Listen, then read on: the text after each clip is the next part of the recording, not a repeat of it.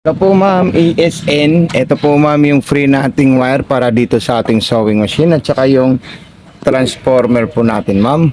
At ito naman po yung saksakan natin dito ma'am. Ayan. Okay.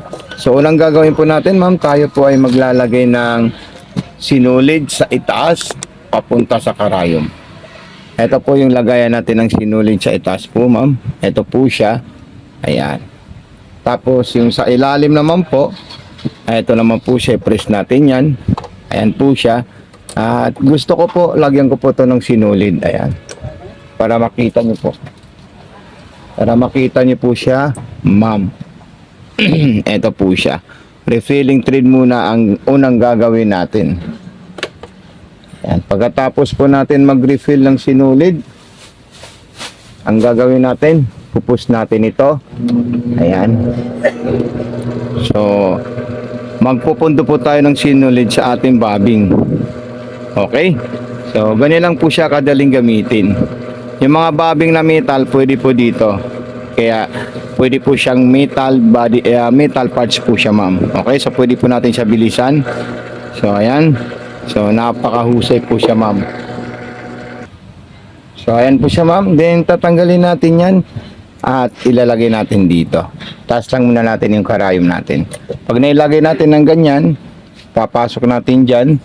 Tapos, ito, ilalagay natin dito. Ito, ilalak natin siya.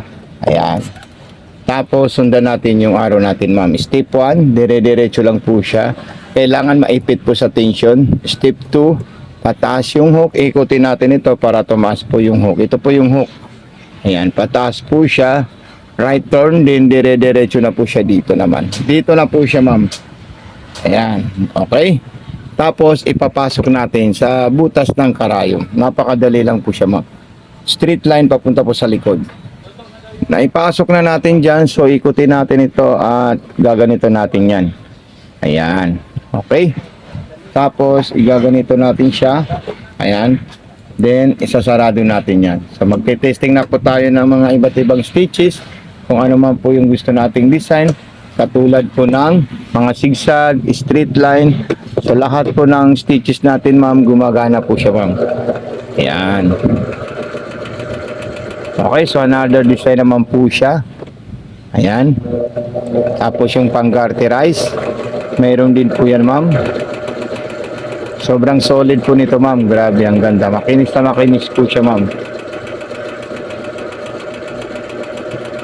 Ayan. Tapos, subukan na naman natin yung multiple zigzag natin. Ito po yung mga multiple zigzag natin. Nandito po siya, ma'am. Ito po siya. Dito lalabas. Ikutin natin ito. Ayan. Tapos, i-stop natin yan. Another multiple design naman po yung papagawa natin sa kanya.